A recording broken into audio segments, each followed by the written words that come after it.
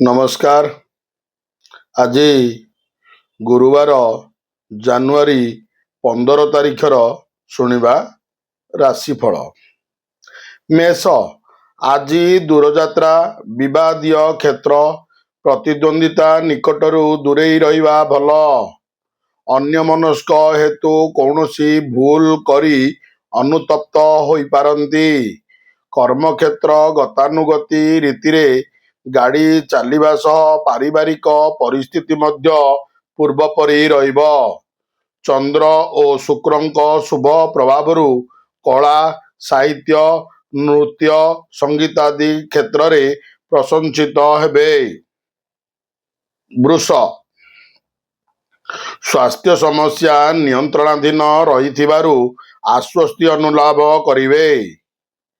ସାହିତ୍ୟ, କ୍ରୀଡ଼ା, ସଙ୍ଗୀତ ଓ ଚଳଚ୍ଚିତ୍ର କ୍ଷେତ୍ରରେ ପ୍ରତିବନ୍ଧକ ଦୂରେଇ ଯିବାର ସୂଚନା ରହିଛି।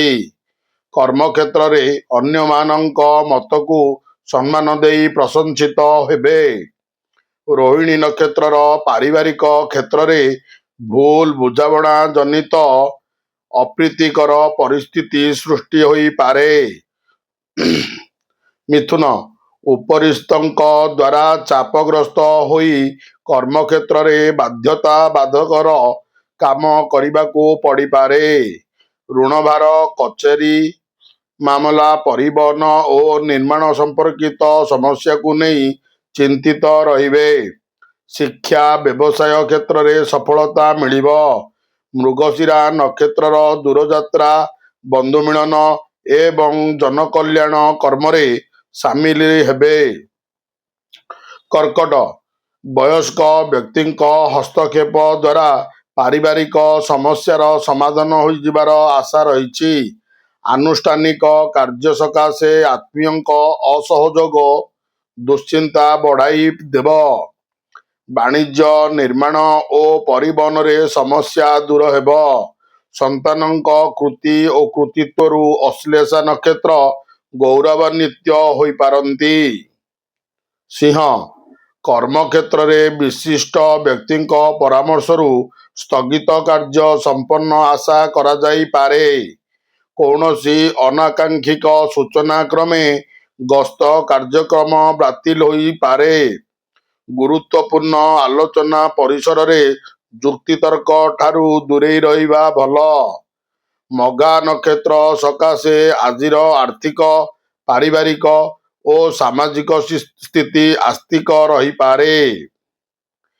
କନ୍ୟା, କର୍ମକ୍ଷେତ୍ରରେ ଗୁରୁ ଦାୟିତ୍ୱ ବହନ କରିବାକୁ ପଡ଼ିବାରୁ ବିଚଳିତ ଅନୁଭବ କରିପାରନ୍ତି। ଆବଶ୍ୟକତା ପୂରଣ ସକାଶେ ଅର୍ଥ ଧାର ଆଣିବାକୁ ପଡ଼ିପାରେ। ସାମାଜିକ ସ୍ତରରେ ପ୍ରତିକୂଳ ପରିସ୍ଥିତିର ଚାପ ସମସ୍ୟାକୁ ଦ୍ୱିଗୁଣିତ କରିବ। ଚିତ୍ରା ନକ୍ଷତ୍ର ସକାଶେ ଆଜିର ଯାତ୍ରା, ବାଣିଜ୍ୟ, ପରିବହନ ଓ ବ୍ୟବସାୟ କ୍ଷେତ୍ରରେ ସାମାନ୍ୟ ସମସ୍ୟା ଦେଖାଦେଇପାରେ। ତୁଳା, କର୍ମକ୍ଷେତ୍ରରେ ଉପରିସ୍ଥଙ୍କ ଚାପର ବଶବର୍ତ୍ତୀ ହୋଇ ଇଚ୍ଛା ନଥାଇ ମଧ୍ୟ କେତେକ କାମ କରିବାକୁ ପଡ଼ିପାରେ। ଅଭାବ ପୂରଣ ଦିଗରେ ସହକର୍ମୀଙ୍କ ସାହାଯ୍ୟ କାମକୁ ଆସିପାରେ। ବିଶାଖା ନକ୍ଷତ୍ରର ବ୍ୟବସାୟିକ ଓ ସାମାଜିକ ପରିସ୍ଥିତି ଭଲ ରହିବ।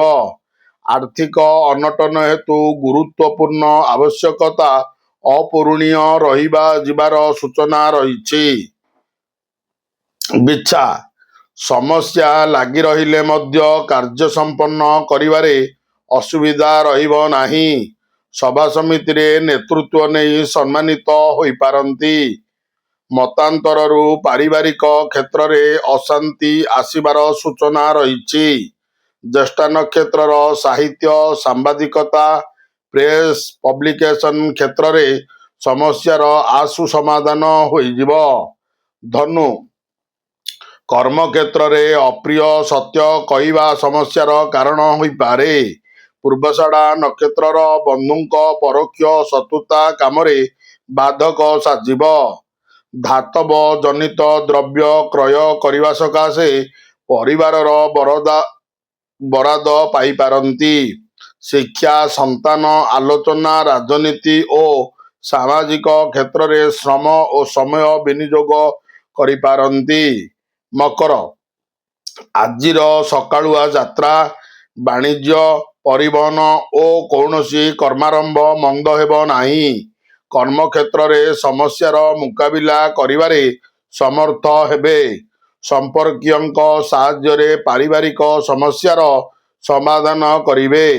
ଆଜି ଧନିଷ୍ଠା ନକ୍ଷତ୍ରର ଶାରୀରିକ ସୁସ୍ଥତା ସହ ପାରିବାରିକ କ୍ଷେତ୍ର ବୁଝାମଣା ଭିତ୍ତିରେ ଶୃଙ୍ଖଳିତ ରହିବ। କୁମ୍ଭ, ଅଭାବ ନଥିଲେ ମଧ୍ୟ ଘରୋଇ କଳହରୁ ମନ ଭଲ ରହିନପାରେ। ପୂର୍ବ ଶତ୍ରୁତାକୁ କେନ୍ଦ୍ର କରି ନିଜ ଲୋକ ଦାଉ ସାଧିପାରନ୍ତି। ଆଜିର ଯାତ୍ରା, ବାଣିଜ୍ୟ, ରାଜନୀତି, ଚଳଚ୍ଚିତ୍ରରେ ଥିବା ସମସ୍ୟାର ସମାଧାନ ହୋଇଯିବ। ଶତଭିଷା ନକ୍ଷତ୍ର ପିଲାମାନଙ୍କ କୃତି ଓ କୃତିତ୍ୱ ସକାଶେ ଗୌରବାନ୍ୱିତ ହୋଇପାରନ୍ତି। ମୀନ, ଆକସ୍ମିକ ଭାବରେ ବନ୍ଧୁଙ୍କ ସହାନୁଭୂତି ଲାଭ କରି କାମ ହାସଲ କରିବେ। ବିଶିଷ୍ଟ ବ୍ୟକ୍ତିଙ୍କ ବାହୁ ଛାୟାରେ ଜନହିତକର କାର୍ଯ୍ୟରେ ନିଜକୁ ଲିପ୍ତ ରଖିପାରନ୍ତି। ସାଧାରଣ କିଛି ବ୍ୟତିକ୍ରମକୁ ବାଦ ଦେଲେ ପାରିବାରିକ ପରିସ୍ଥିତି ପ୍ରାୟତଃ ଭଲ ରହିବ। ରେବତୀ ନକ୍ଷତ୍ର ସାଂସ୍କୃତିକ କାର୍ଯ୍ୟରେ ବନ୍ଧୁ ଦର୍ଶନର ସୁଯୋଗ ଲାଭ କରିପାରନ୍ତି। ନମସ୍କାର, ଜୟ ଜଗନ୍ନାଥ।